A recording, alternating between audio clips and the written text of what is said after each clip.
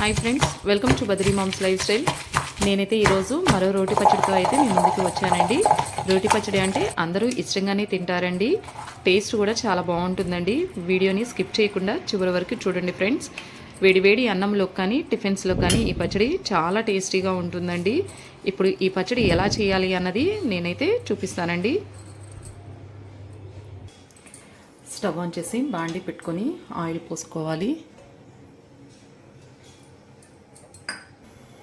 Oil కొంచెం heat ఎక్కిన తర్వాత కట్ చేసి పెట్టుకున్న దొండకాయలను కూడా వేసుకోవాలి.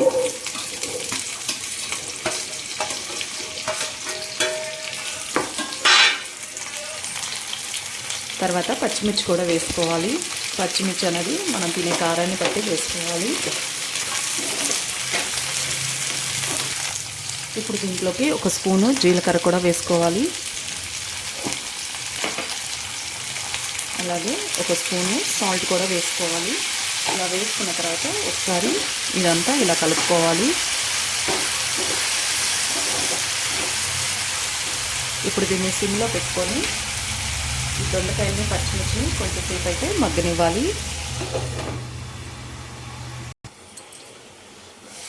మధ్యలో ఒకసారి మూత ఓపెన్ చేసి ఇవన్నీ ఒకసారి ఇలా కలుపుకోవాలి.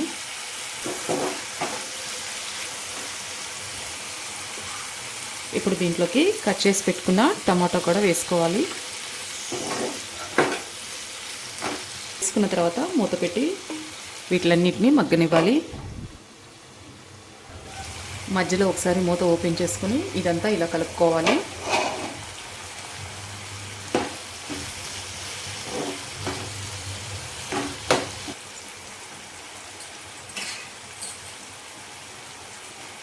ఇప్పుడు దీంట్లోకి సన్నగా కట్ చేసి పెట్టుకున్న కొత్తిమీర, పుదీనా. దీంట్లో అయితే నేను కొంచెం పుదీనా ఎక్కువే వేసానండి. కొత్తిమీర మాత్రం కొంచెం తక్కువ వేసాను.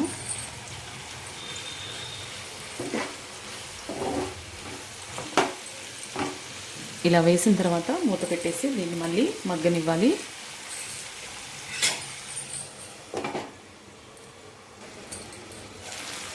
ఇప్పుడు మూత ఓపెన్ చేసి ఒకసారి మళ్ళీ ఇదంతా బాగా కలుపుకోవాలి.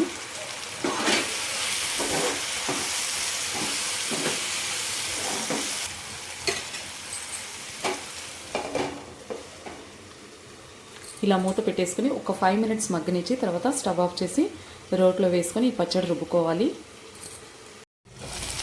5 మినిట్స్ తర్వాత మూత ఓపెన్ చేసి ఇది ఒకసారి ఇలా కలుపుకొని స్టవ్ ఆఫ్ చేసుకోవాలి.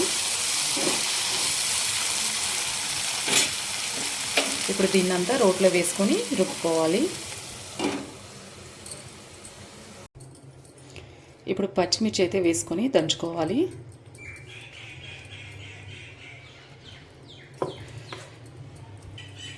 దీంట్లోకి వెల్లుల్లి రెబ్బలు కూడా వేసుకోవాలి.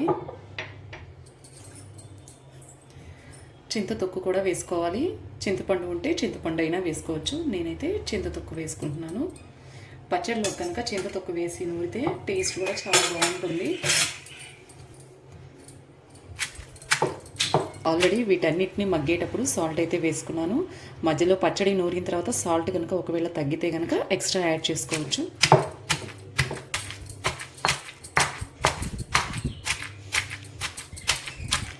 అప్పుడప్పుడు ఇలా రోటి పచ్చడి చేసుకొని తింటే రుచి కూడా చాలా బాగుంటుందండి. ఇంట్లో అందరూ కూడా ఇష్టంగానే తింటారు.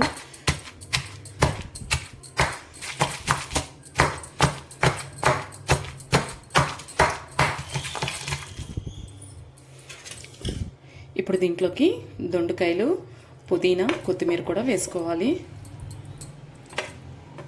కొంచెం కొంచెం వేసుకొని దంచుకోవాలి.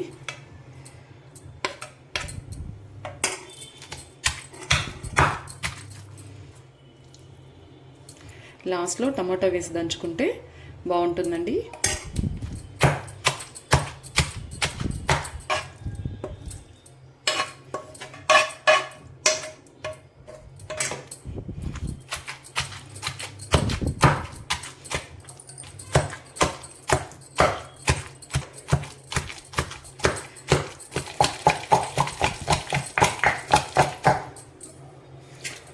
లాస్ట్లో టమాటో కూడా వేసుకోవాలి. టమాటో వేసుకొని ఇదంతా మళ్ళీ ఒకసారి బాగా రుబ్బుకోవాలి.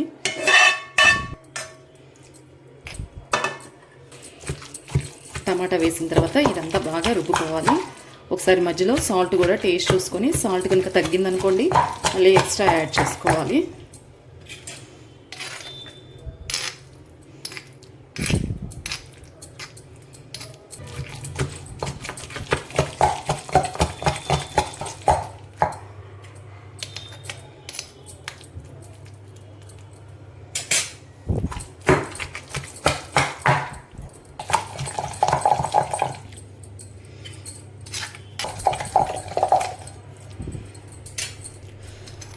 ఒకసారి సాల్ట్ సరిపోయిందో చూసుకోవాలండి.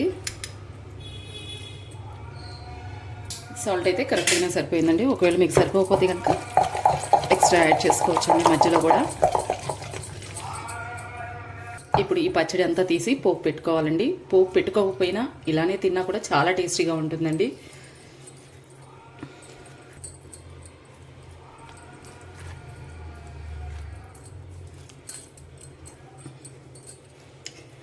ఇలా రోటి పచ్చళ్ళు చేసుకొని నెయ్యి వేసుకొని తింటే చాలా టేస్టీగా ఉంటుందండి. పిల్లలకు కూడా అప్పుడప్పుడు ఇలా రోటి పచ్చళ్ళు పెడుతూ ఉండాలండి.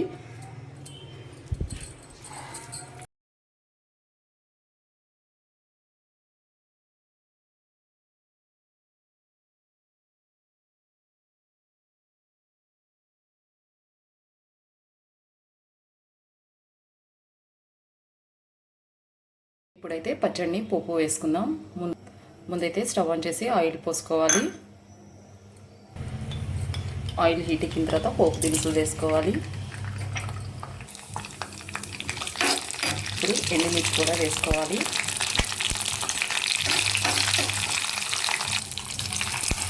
కరివేపాకు కూడా వేసుకోవాలి. స్టవ్ ఆఫ్ చేసి పచ్చడిలో అయితే కలుపుకోవాలి.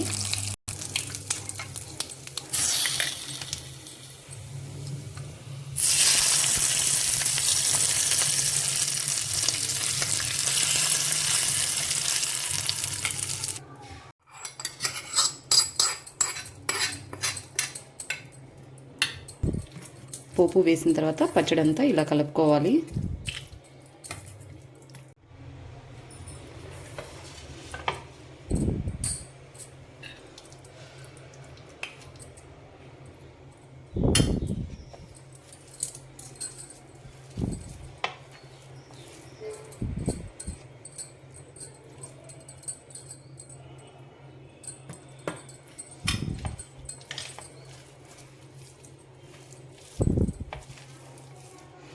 ఇప్పుడు అన్నంలోకి టేస్ట్ చూసి ఎలా ఉందో చెప్తానండి.